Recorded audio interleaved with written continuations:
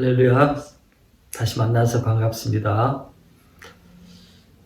코로나로 좀 걱정도 많이 되고 답답하고 우울한 시절을 보내고 있습니다. 또 지금은 독일은 이제 11월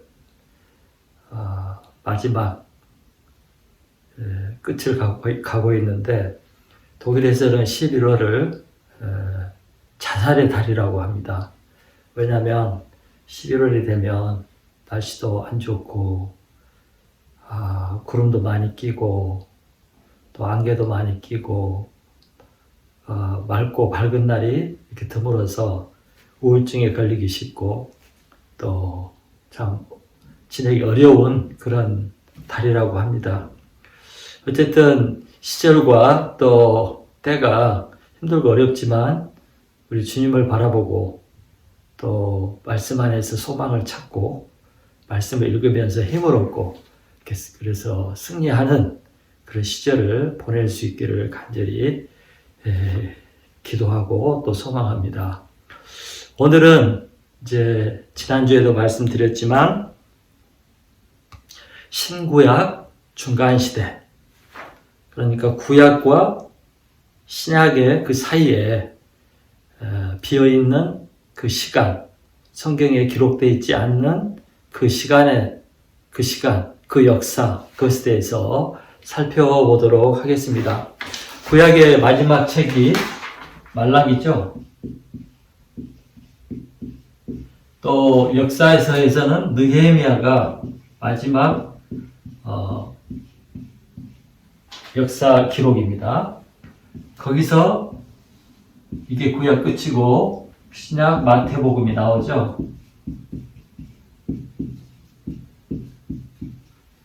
이 구약과 이 신약 이 사이를 신구약 중간시대라고 이렇게 부릅니다.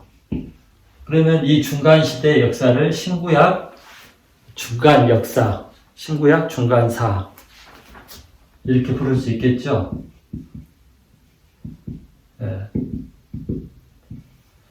근데 성경에는 이 중간 기록이 없지만, 그런다고 이스라엘이 역사가 없는 것이 아니고 또 성경 밖에 역사가 기록되어 있지 않는 게 아니죠. 그래서 이 기간에도 역사는 계속되고 있었고 또 역사학자들은 역사를 기록해 놓은 그런 기록들이 있습니다. 그래서 그걸 가지고 이제 중간 역사를 이렇게 살펴보게 되겠습니다. 우리가 잘 알듯이 이스라엘 역사에 보면은 이제 제국들의 지배를 받고 침공을 받고 멸망을 당하고 지배를 받고 또 포로로 잡혀가기도 하고 또 풀려나기도 하고 이런 역사가 계속되어 왔습니다. 그 언제부터냐면 아시리아 제국부터 바벨론 제국, 페르시아 제국, 그리스 제국, 로마 제국이 계속 이어져 왔죠.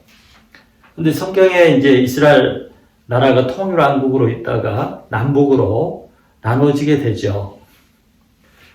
그래서 북쪽 이스라엘은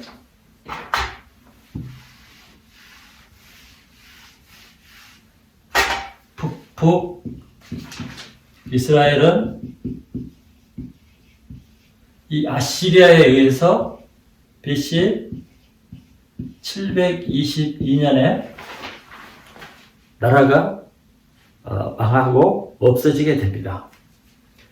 그 다음에 남쪽 유다 왕국은 바벨론에 의해서 BC 586년에 멸망을 당하고 이제 왕국이 없어지죠. 그러면 그 이후에 이야기가 이제 페르시아, 바사죠.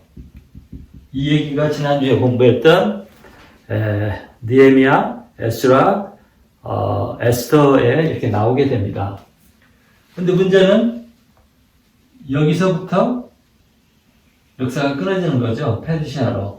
그 이후에 제국이 그리스하고 로마가 나오고 예수님이 신약이 이때 이제 넘어가게 하셨다고 이어지는 거죠. 그래서 우리는 이제 신구약 중간 시대를 공부하게 되는데 바로 이 기간을 살펴보도록 하겠습니다. 그래서 첫째는 그리스 제국에 대해서 이스라엘을 이해하게 하고 성경을 이해하기 위해서 이런 얘기를 하는 겁니다. 그리스 제국에 대해서 좀 살펴보고 또 로마 제국에 대해서 살펴보게 될 것입니다. 그러면 이 중간에 이스라엘은 이때로부터 시작해서 계속 정복을 당하고 지배를 받고 피지배 민족으로 또 식민지로 조공을 바치고 아니면 총독이 파견돼서 제국의 지배하에서 생활하는 그런 시기가 이때부터 예수님 때까지 AD까지 계속 이어집니다. 이 기간이 얼마나 되겠어요? 어마어마하죠? 어마어마합니다. 근데 이스라엘이 AD 70년에 완전히 이제 지구상에서 그 나라가 없어지는 민족이 되잖아요. 세계가 흩어지고 완전히 땅도 잃어버리고 그러면 이때부터 이때까지가 얼마나 되겠어요? 722년 플러스 70년 792년이에요. 북쪽 이스라엘로 따지면 792년을 나라가 없이 이렇게 살게 되죠. 지배를 받고. 그 다음에 남쪽 유다를 하면 586년에 망해서 AD 70년에 나라가 완전히 없어질 때까지 하면 더해보면 한 656년. 이런 긴 생각해 보세요. 이런 긴 세월을 제국의 지배를 받고 독립하지 못하고 이렇게 산다면 얼마나 힘듭니까? 우리 일제 36년만 그렇게 살아도 힘들었었는데 이스라엘 백성의 역사는 이처럼 비참합니다.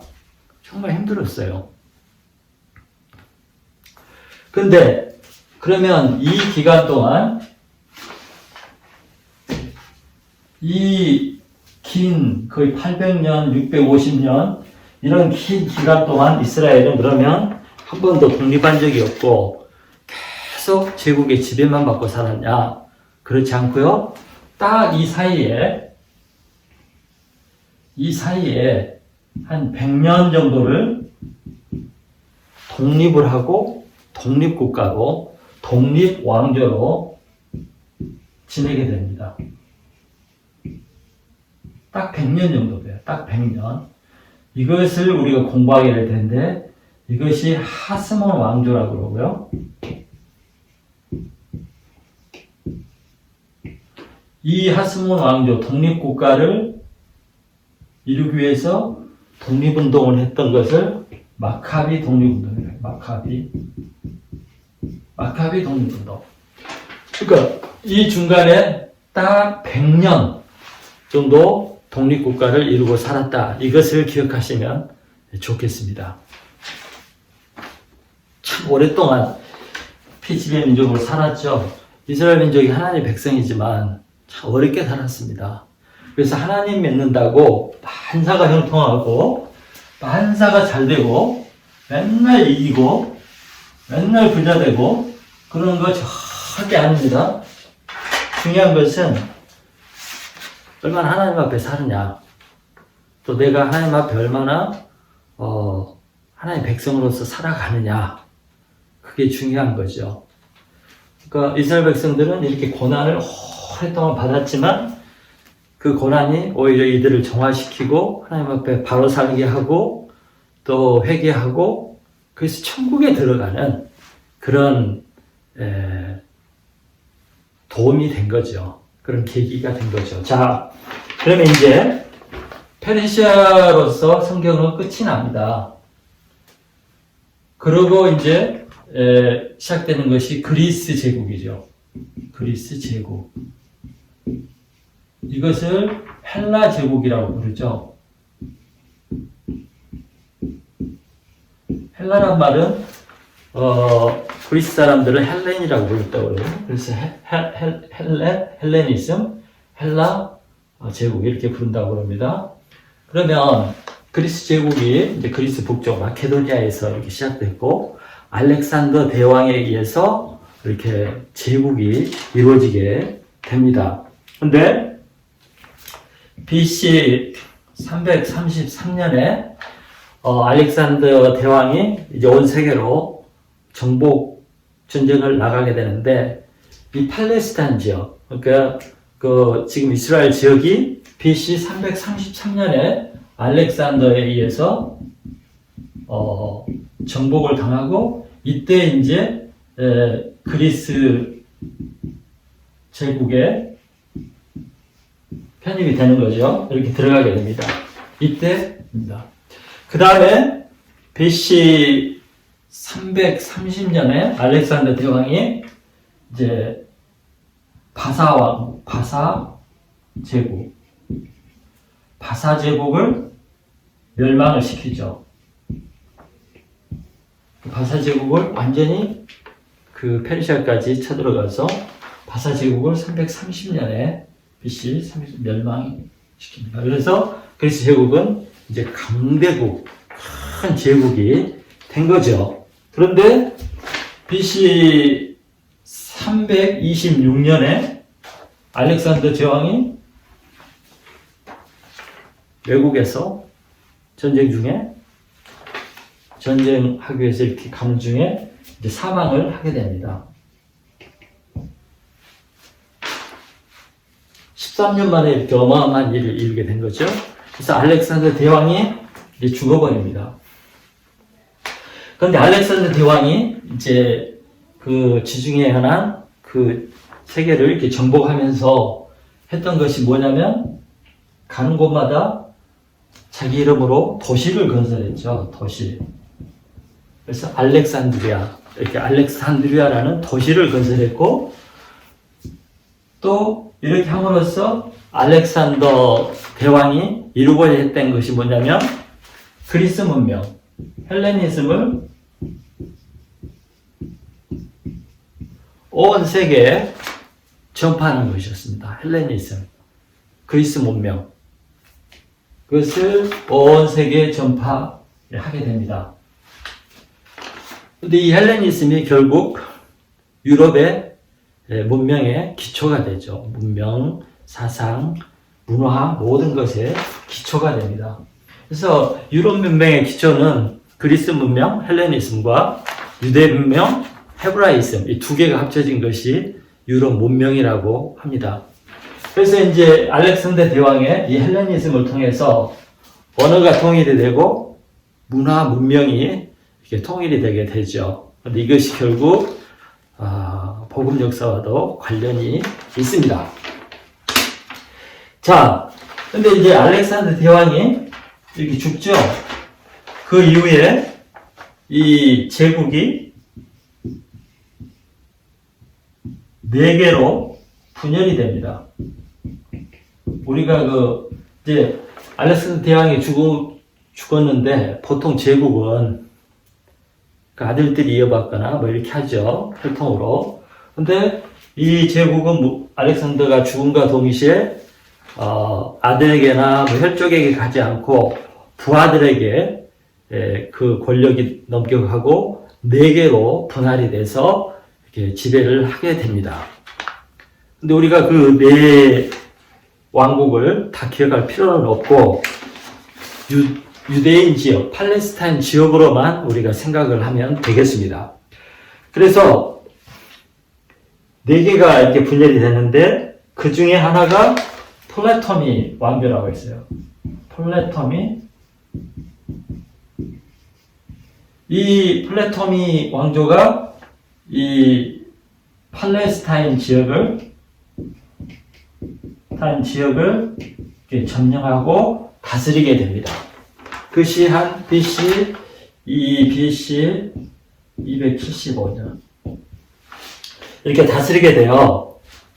아니죠. BC 326년에 이렇게 하게 되고 그 다음에 나중에 제국이 이제 3개로 왕국으로 다시 나눠지게 됩니다. 새 왕국으로. 그때 팔레스타인은 플레토미 왕조의 지배를 받는 것이 아니라 이제 누구의 지배를 받게 되면 셀루코스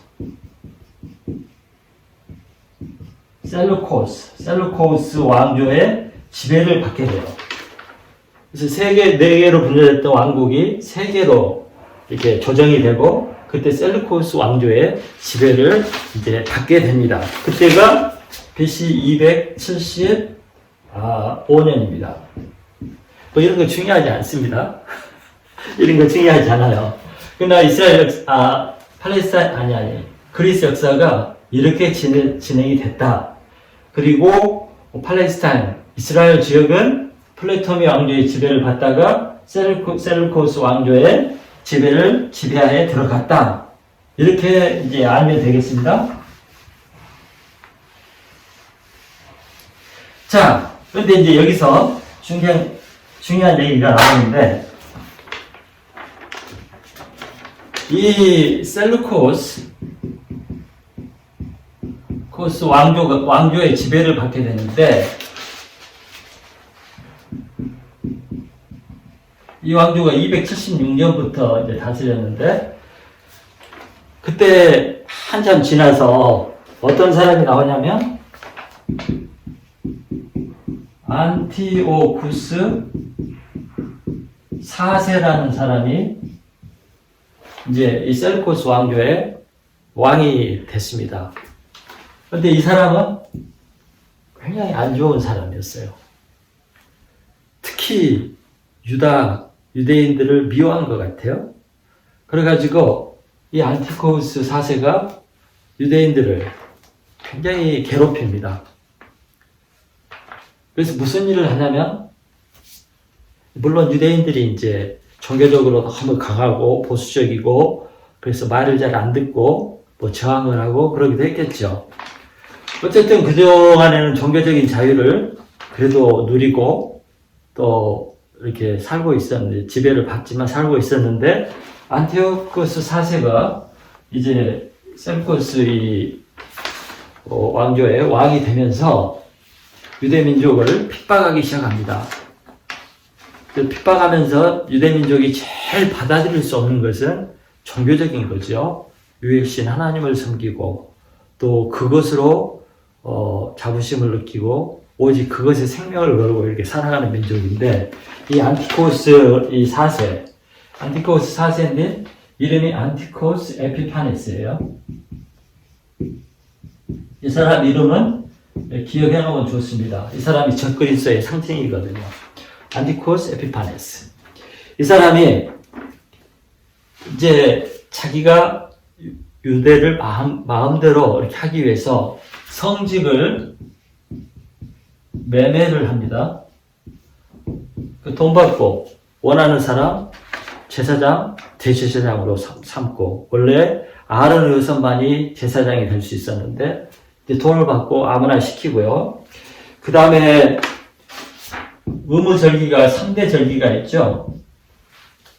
유월절, 맥주절, 그 다음에 장막절, 이런 절기를 못 지키게 하는 거죠. 또 속죄일도 있고 이런 절기를 못 지키게 하는 거예요. 또 성전에서 제사 지내는 것이 제일 중요하지 않습니까? 제사도 못 지내게 해요.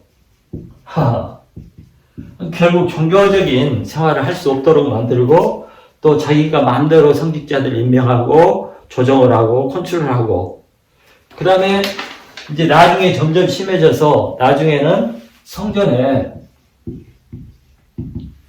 그리스 신들이 있죠. 뭐 제우스 신이 신들이 있잖아요. 그런 신들의 상들을 세우고, 그럼 안 돼, 우상이잖아요. 그런 걸 세우고, 또 심지어는 나중에 돼지 피를 제단에 뿌리고 뭐 이런 것을 하게 해요. 점점 가면서 이제 안식일도 못 지키게 하고요. 돼지고기를 먹으라고 그러게 하고. 그래서 성경에 해라, 하지 말라, 이런 것들을 정반대로 하게 하고, 또, 만일에 자기가 이렇게 하지 말라고 했는데 하게 되면, 이제 고문을 하고, 죽이고, 핍박을 하고, 이렇게 한 거예요. 그래서 수많은 사람들이 이제 순교를 하고, 그렇게 된 거죠. 그러니, 이스라엘 백성들이 지배를 받는 것도 자존심 상하고 힘든데, 종교 활동마저 금하게 하고, 또 하나님의 성전에 세워지지 말아야 할 우상들을 세우고 돼지 피를 뿌리고, 이것은 완전히 이스라엘 백성들을 분노하게 만든 거죠. 그래서 이스라엘 백성들 마음에 이제 분노가 생긴 거죠. 그래서 이제 무슨 일이 생기냐면 독립운동이 시작된 거예요. 독립운동, 너무 핍박이 심하니까. 그래서 생겨난 것이 독립운동인데, 아까 제가 얘기했던 마카비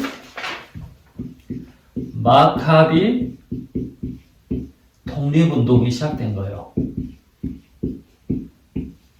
그럼 이 마카비라는 뜻이 뭐냐? 이게 망치라는 뜻이에요. 망치. 못 박아넣는 망치 있죠? 망치라는 뜻이에요. 왜 이런 마카비 독립운동이라고 그랬고, 이 망치라는 것이 들어가냐면, 어느 제사장 집안이 있었어요. 집안이 있었는데, 그 아버지가 이름이 마띠아예요. 마띠아. 여러 가지로 부릅니다. 그리고 아들이 5명이 있었어요. 근데 이 5명 아들 중에 제 이름을 불러볼게요. 요한, 시몬, 유다, 엘리아살, 요나단. 저기 5명이 있었는데 셋째 아들 이름이 유다예요. 근데 이 유다가 중심적으로 이 독립운동을 했답니다. 리더가 되어가지고. 근데 독립운동을 어떻게 했냐면, 다 그렇죠. 군사를 크게 일으켜서 맞짱을 뜨고 싸우는 것은 불가능하죠. 그러니까 게릴라전을 했어요. 치고 빠지고 몰래 가서 팍 공격하고 빠지고.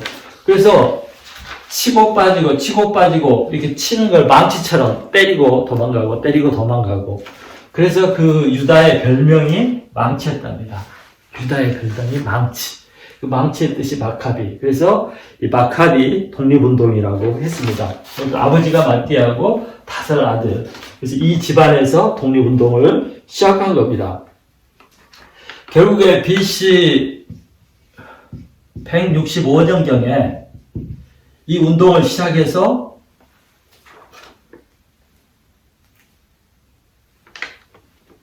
그 셀루코스 왕국의 그 군대가 계속 싸운 거죠. 그러다가 165년에 예루살렘을 탈환을 해요. 수도이면서 성전이 있는 예루살렘을 탈환을 합니다. 165년에. 그래가지고 이때부터 망할 63년까지 약 100여 년 동안 이제 이 집안에 의해서 이 왕조가 이루어지고 독립국가가 이루어집니다. 그런데 165년에 완전 독립을 한 건 아니죠. 예루살렘을 탈환하고 이렇게 했지만 계속 전 지역에서 완전한 독립을 이룬 건 아니에요. 그래서 완전한 독립은 그 이후에 이루어집니다. 근데 어쨌든 165년에 예루살렘을 탈환을 하고 그동안 더러워졌고 망가졌던 성전을 청소를 합니다. 왜냐하면 이방인들에 의해서 또 우상에 의해서 더러운 피에 의해서 어지럽히고 더럽혀지고 망가진 성전을 청소를 해요. 청소뿐만 아니라 수리까지 했겠죠. 이 날이 이스라엘 백성들에게는 너무 복된 날이고 정말 기쁜 날이고 좋은 날이었어요. 그래서 이 날을 이제 기념하는 것이 바로 수전절입니다. 이 날을 기념해서. 요한복음 10장에 나와요. 수전절에 예수님이 올라가셨다고. 수전절. 그럼 수전절이 뭐냐면, 제가 한문을 안 쓴 지가 오래돼서 잘 못 씁니다. 수는 수리할 때, 수리하다. 숫자예요. 보수하다. 숫자고, 전은 성전 전자죠. 집전자. 그래서 성전을 보수한 절기, 청소하고 수리해서 회복한. 그래서 이것을 이날을 기념해서 수전절로 지킵니다. 그런데 이제 한국말로 수전절이고, 히브리 말로는 하누카라고 그러죠. 들어보셨죠? 하누카. 하누카라는 뜻은 우리가 그 성전 짓고 봉헌한다고 그러죠. 이게 봉헌의 날이라는 것이에요. 하나님께 다시 드려진 성전을 다시 드린 날. 이걸 영어로 하면 데디케이션이라고 그러는데, 데디케이션. 봉헌 날. 하누카라는 뜻이 그 뜻이에요. 그러면, 여러분, 이스라엘 절기를 보셨는지 모르겠는데, 하누카가 되면, 하누카가 주로, 이제 하누카가, 지금 양력으로 하면 한 12월 24일. 꼭 이날은 아닌데, 쉽게 말하면 통진날이에요. 통진날. 밤이 제일 긴 날. 이때쯤, 하누카를 지킵니다. 우리는 이때쯤 뭐가 있죠? 크리스마스가 있죠. 이때쯤 하누카가 지켜지는데, 하누카 이 절기는 할 때 제일 중요한 게 뭐냐면, 그 등불을 밝히는 거예요. 근데 성전에 있는 등불은 7개죠. 하나, 둘, 셋, 넷, 다섯, 여섯, 일곱. 근데 하누카 등불은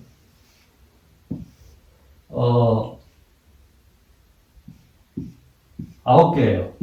하나, 둘, 셋, 넷, 다섯, 여섯, 일곱, 여덟, 9개를 켠답니다. 그래서 하누카가 절기가 다가오면 8일 전부터 등불을 하나씩 켜기 시작해요. 근데 첫날은 이거 하고 오른쪽이고 왼쪽인지는 기억을 못 하겠는데 이렇게 켜요. 그래서 매일 하나씩 번갈아 가면서 8일 동안 이렇게 켭니다. 등불을 켜요. 근데 왜 수전절에 저걸 켜는가? 이런 전설이 있다고 그래요. 이제 예루살렘 탈환하고 성전을 탈환하고 가서 들어가 봤더니 성전 안에 그 성전 등대를 밝힐 수 있는 올리브 기름이 딱 하루치밖에 안 남았었대요. 그런데 그 이후에 8일 동안을 분명히 하루치밖에 없었는데 8일 동안 이 불이 밝혀졌답니다. 그래서 이 8일을 기념하기 위해서 이렇게 촛불을 켜는 행사를 절기 때 이렇게 지내게 된다고 그래요. 근데 예수님께서 이 수전절에 예루살렘에 올라가셨잖아요. 근데 수전절이 뭐 한 날이에요? 성전을 청소한 날이잖아요. 원래 수리하고 청소하고. 예수님이 예루살렘 성전에 올라가서 성경적으로 하면 2번을 청소를 하시거든요. 요한복음에 한 번, 또 마지막에 한 번. 그것이 뭐 한 번일 수도 있고. 그래서 예수님께서 보실 때 성전이 너무 더럽혀진 거예요. 강도의 소굴처럼. 그래서 예수님이 그 성전에 들어가서 엎으시고 쫓아내고 청소를 하셨죠.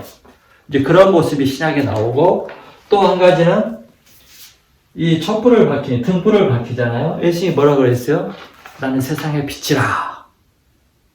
자신이 빛이라고 말씀하셨어요. 그래서 그런 상징적인 의미가 있죠. 이 수전절에. 그래서 예수님께서 이날을 더욱 기념하시기 위해서 올라갔지 않나, 이렇게 생각이 듭니다. 자, 그리고 이제 이 하스몬, 이제 다시 이제 돌아가서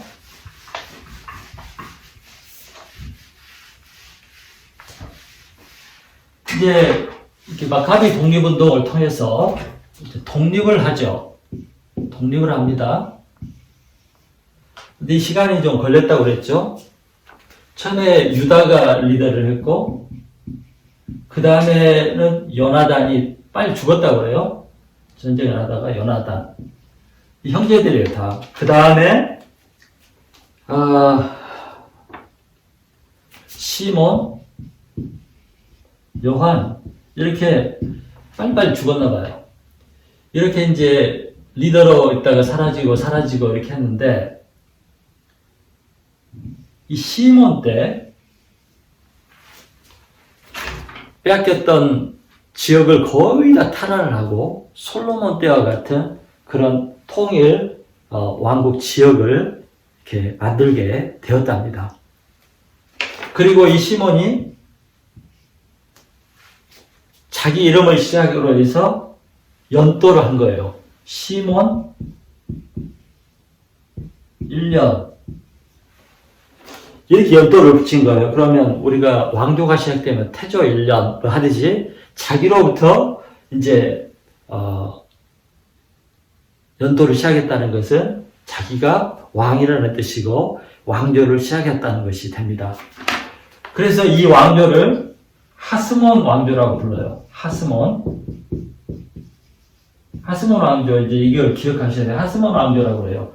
이 독립운동을 해서 독립된 국가를 하스몬 왕조라고 그래요. 왜냐면 왕국이 됐거든요. 이 사람이 자기를 이제 왕으로 세운 거죠. 그러면 저는 이 하스몬이 어디서 나왔나? 구글에서 찾아봤더니, 히브리어로 아마 이걸 거예요. 제가 잘 모르겠는데. 하가 히브리어로, 정관사. 생각이 나요. 정관사. 정관사. 더 같은 거죠. 거기다가 하시몬인 거예요. 근데 이게 하스몬이에요. 하스몬. 이 사람이죠. 정관사를 붙여서 이제 그 나라 이름을 붙인 거예요. 왕조 이름을. 그래서 하스몬 왕조가 됐고, 그렇게 불려지게 되었습니다. 하스몬 왕조. 근데 이제 원래 하스몬 왕조 됐죠. 하스몬 왕조.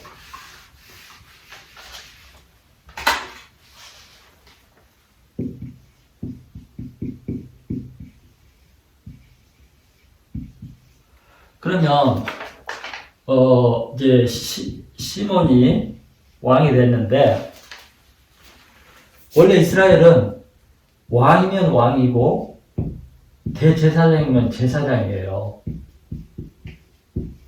이 두 가지를 겸직을 할 수가 없습니다. 그런데 이 시몬이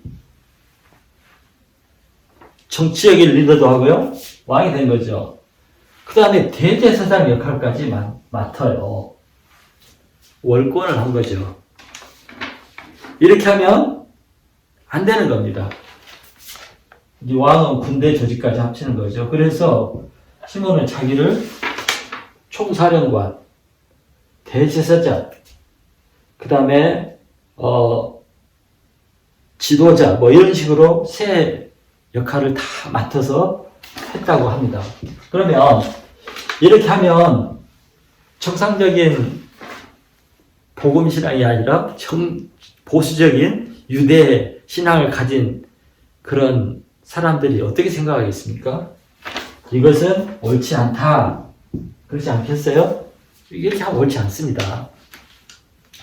대제사장은 아무나 돼서도 안 되죠. 왕은 할 수 있죠. 근데 이렇게 해서 바리새인들한테 많은 반발이 있었고 나중에 이 정권이 처음에는 잘했지만 나중에 이 정권도 독립운동을 해서 왕국을 이뤘지만 나중에 보면 완전히 세상적인 종교를 이용하고 자기 왕가를 지키기 위해서 부정을 행하고 술수를 행하고 또 로마와 타협을 하고 하는 그런 비정상적인 이 왕조를 이끌어가게 됩니다. 그때 반발한 많은 바리새인들을 죽이고 또 바리새인들이 이 나라를 떠나가고 하는 그런 일들이 있었다고 합니다. 그러니까 어느 나라든지 어느 왕조든지 시간이 가면 부패하고 타락하고 그래서 망하죠. 그래서 이 땅에 영원한 왕국, 왕조는 없습니다. 영원한 왕국은 예수 그리스도가 진리와 공의로 다스리는 또 사랑으로 다스리는 그 예수 그리스도의 왕국밖에 없죠. 어쨌든 이스라엘 백성들이 100년 동안 독립왕국을 이루게 됩니다. 그러니까 우리가 지금 마카비 독립운동 배웠고 이때가 이제 헬라 그리스 제국이죠. 그리스 제국이 이제 있었는데 헬라 그리스 제국이 약 200년 정도 이렇게 유지가 되더라고요. 그럼 아까 제가 얘기했던 것처럼 헬라 문화가 전파되고 또 그리스 언어가 통일이 되고 그래서 헬레니즘이 형성이 되고 팔레스타인이나 유대 지역이나 뿐만 아니라 유대인들이 흩어져 살던 모든 지중해 연안이 이제 그리거를 사용하는 그런 시대가 되었습니다. 그리고 유대인들이 온 세계로 흩어졌잖아요. 그러다 보니까 이제 히브리어를 읽지 못하고 이해하지 못하는 그런 세대가 된 겁니다. 그래서 그때 생겨난 일이 뭐냐면 이 히브리어 성경을 헬라어 성경으로 번역하는 것이었습니다. 그때 알렉산드리아에서 70명의 72명이라고도 하고 학자들이 모여서 이제 성경을 번역해서 나온 것이 세프아진 70인역이라고 합니다. 70인역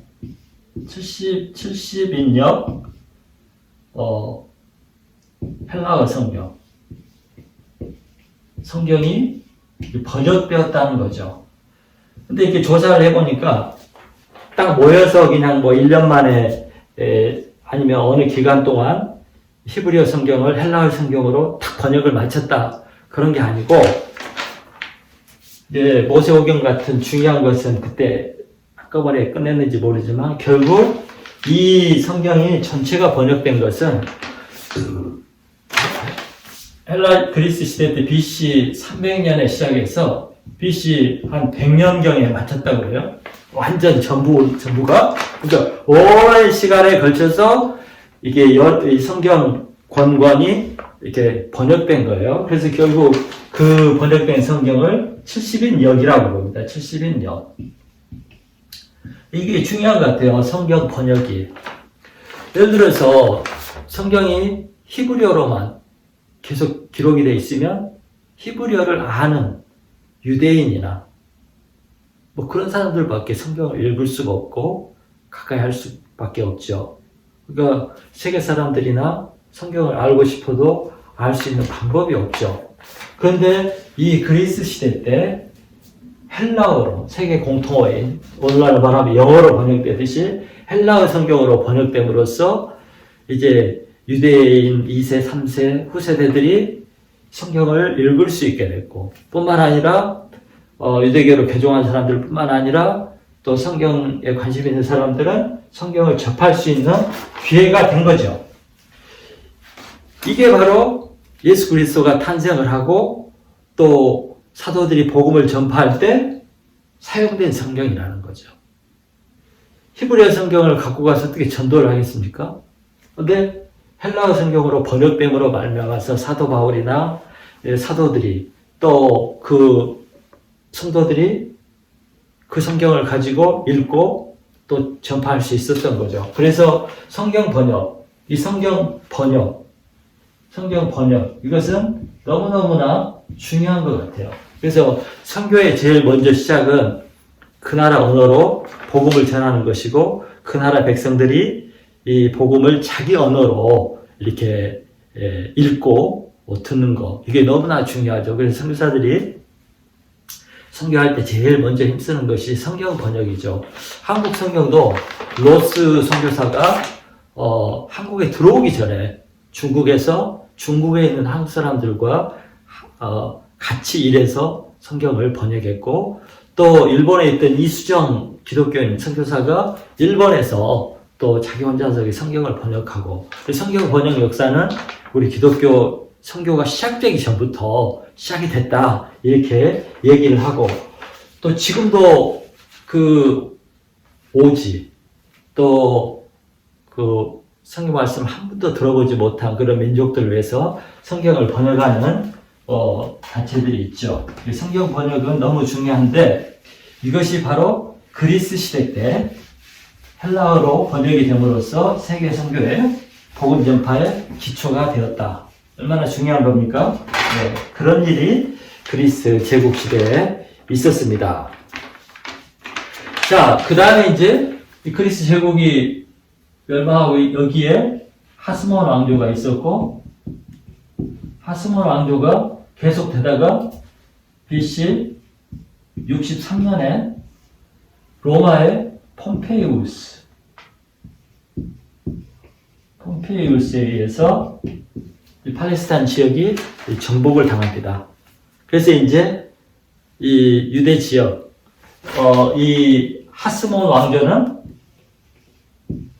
멸망을 당하고, 이제 유대 지역, 팔레스타인 지역은 로마의 지배를 받게 되죠. 이때부터 로마의 지배를 받게 되고, 이제 이스라엘이 완전히 이 팔레스타인에서 AD 70년에 없어질 때까지 로마 지배하에 있게 되었습니다.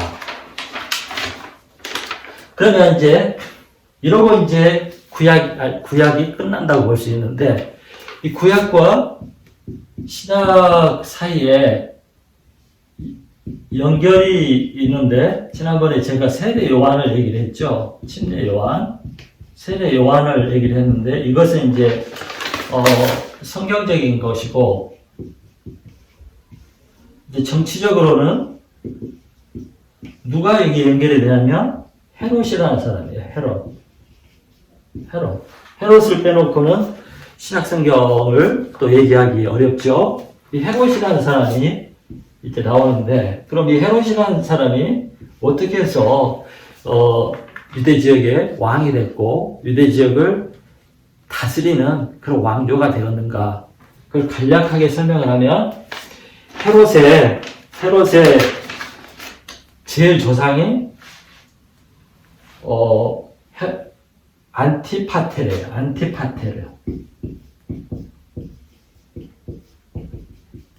안티파테르인데, 이 사람에게 두 아들이 있는데, 한 사람이 이름이 헤롯이고, 두 번째 사람, 모르겠어요.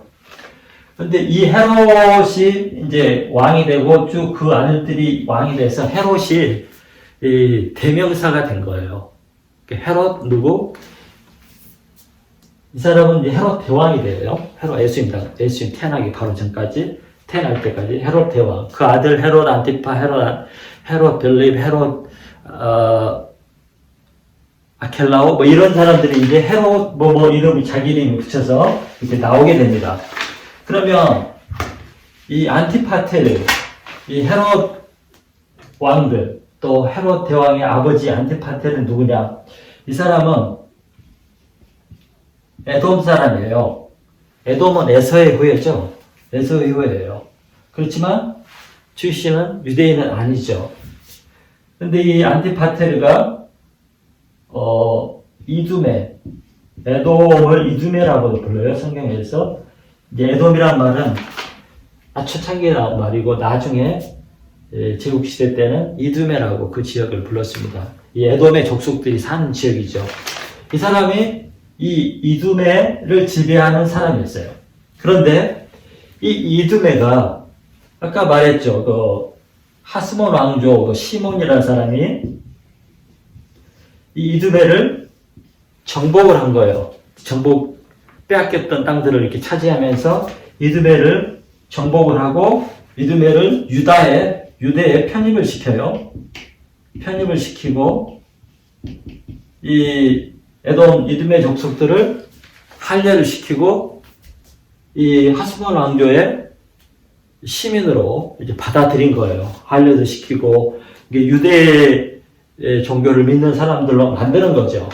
그때 이 안티파테르라는 사람이 이제 나중에 이 이두메의 리더가 되고 이 하스몬 왕조의 협력자가 됩니다.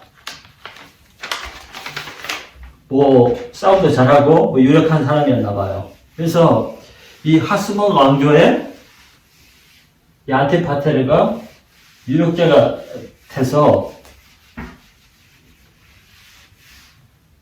하스몬 왕조에 도움을 주는 사람이 됐는데, 이제 이 하스몬 왕조의 말년, 정치적으로 종교적으로 타락을 하고, 또 하스몬 왕가가 이 마지막 때에 형제들끼리 권력 싸움을 하게 됩니다. 권력 싸움을 해요. 이때 이제 로마의 폼페우스가 이렇게 쳐들어오게 되는데, 이 안티파테르, 이 사람이 폼페우스에 붙어가지고 폼페우스를 도와서 폼페우스가 이 지역을 정복하는데 도움을 줘요. 이게 기회주의자죠. 또 자기는 유대인도 아니니까. 그래서 이 폼페우스가 이 안티파테르를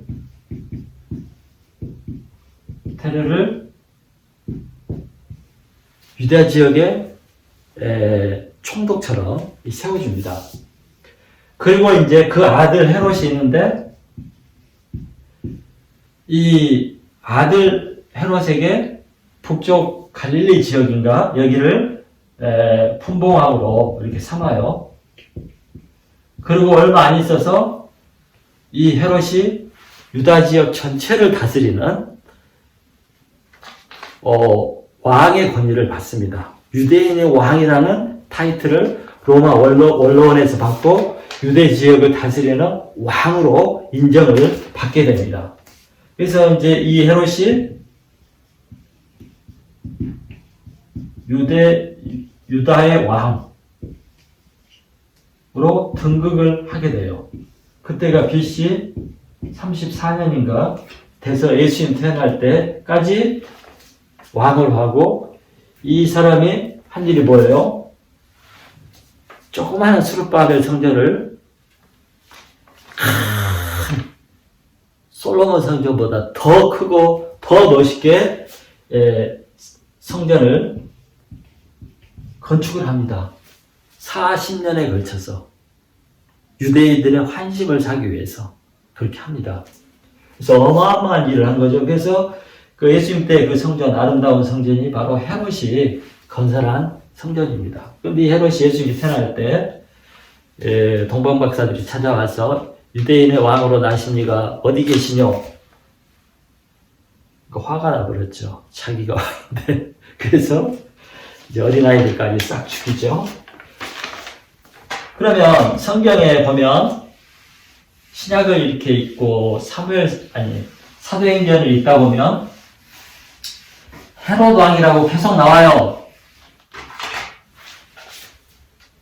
예수님의 탄생 때도 나오고, 또 예수님이 사역할 때도 헤롯 왕이 나오고, 또 사도행전에 제자들이 사역할 때도 계속 헤롯이라고 나옵니다.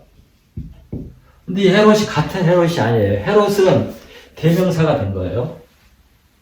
왕이란 뜻처럼 왕, 짜.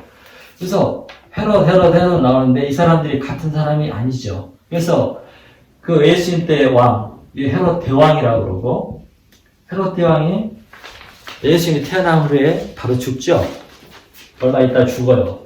그 헤롯 대왕의 밑에 이제 세 아들이 있는데, 이 세 아들에게 땅을 나누어 줍니다.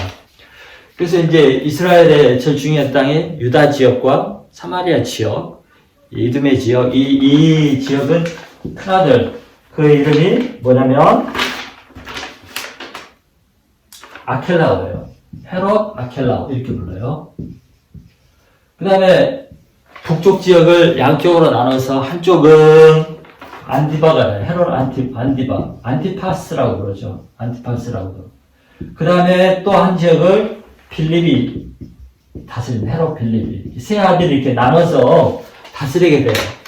근데 우리가 그 세례요한, 침례요한이 목베어 죽임을 당하죠. 그 이유가 뭐예요? 이 안티바를 꾸짖은 거예요. 요한이가. 왜?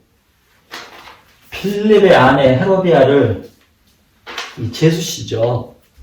동생의 와이프를 뺏어서 자기 와이프로 삼아요. 뭐 있을 수 없는 일이죠. 그래서 세례요한이, 침례요한이 꾸짖죠. 그러니까 그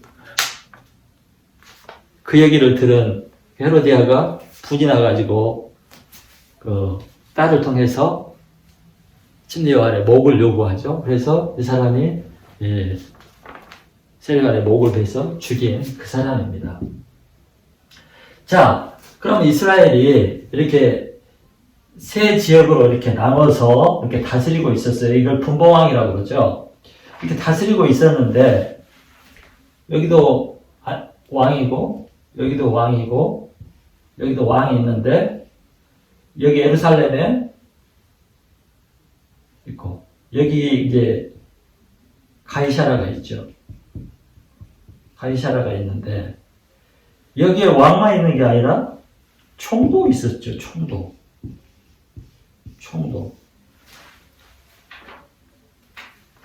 왕이 있는데 왜 총독이 있었느냐?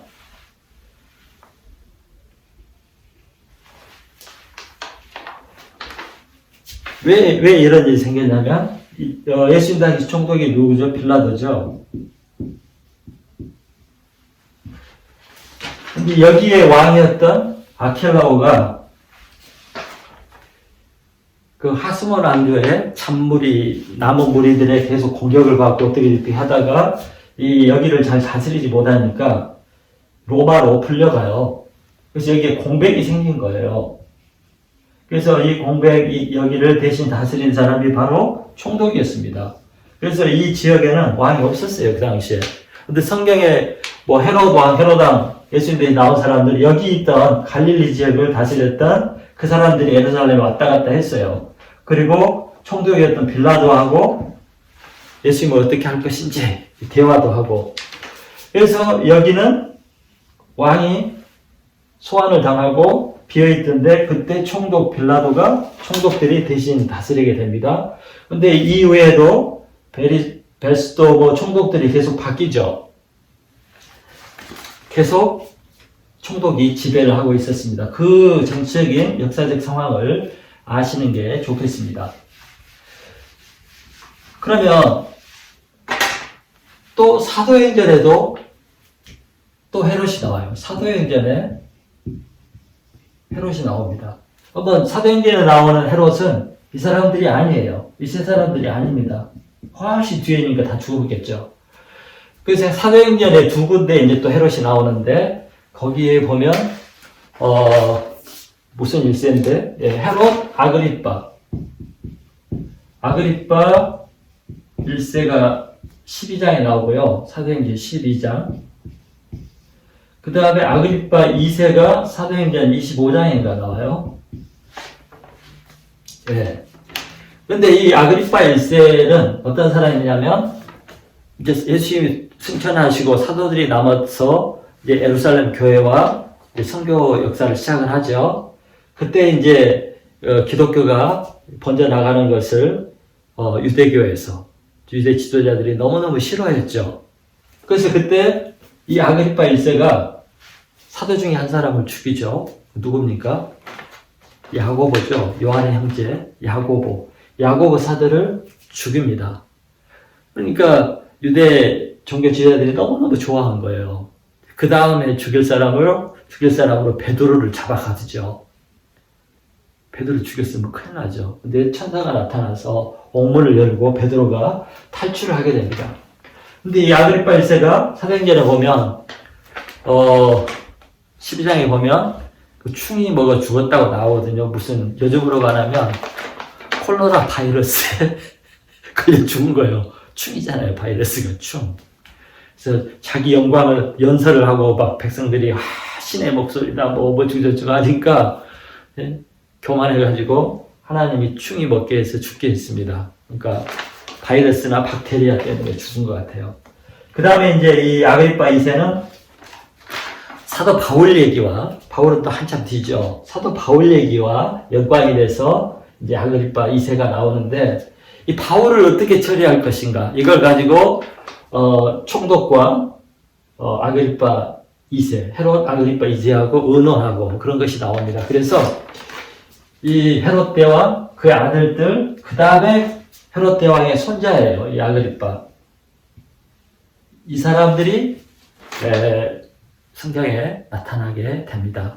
이것이 이제 신약시대 사람들이죠. 그래서 헤롯은 구약과 신약에 연결되어 있는 그런 인물이었습니다.